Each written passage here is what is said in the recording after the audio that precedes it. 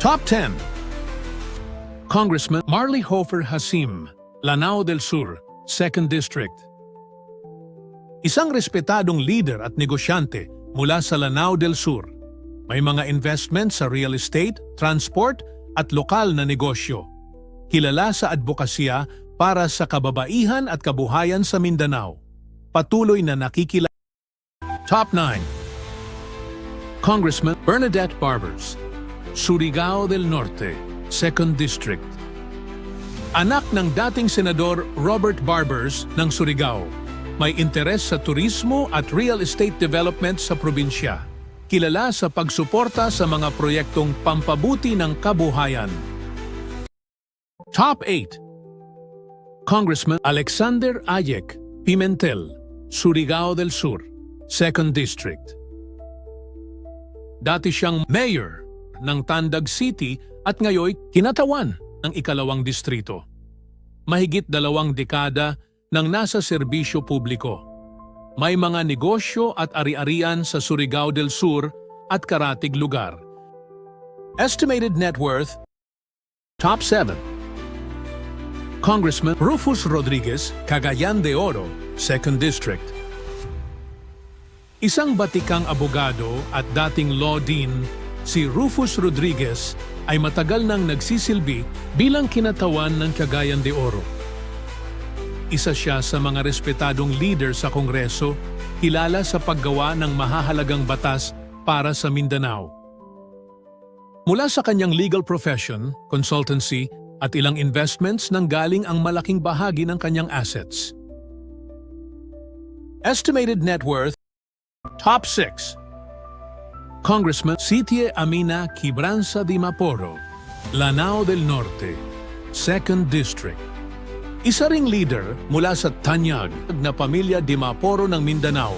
May mga asset at interes sa lokal na negosyo at real estate.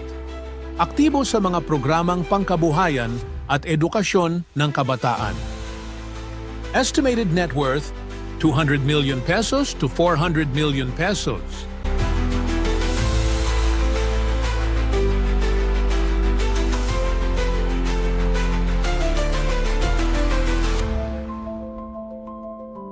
Top 5. Congressman Imelda Anguing, Quibranza de Maporo, Lanao del Norte, 1st District. Matagal ng public servant at kabilang sa makapangyarihang Di Maporo clan. May mga negosyo at lupain sa real estate at agrikultura. Kilala rin. Top 4. Congressman Jose Manuel Floridendo Lagdameo, Davao del Norte, 2nd District. Galing sa pamilyang may malawak na negosyo sa agrikultura at real estate.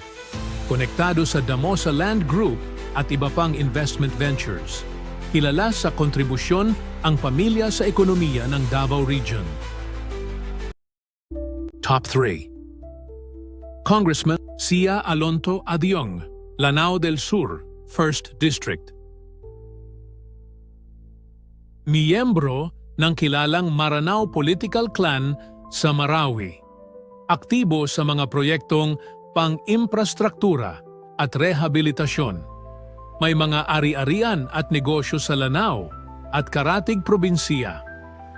Estimated net worth 550 million pesos.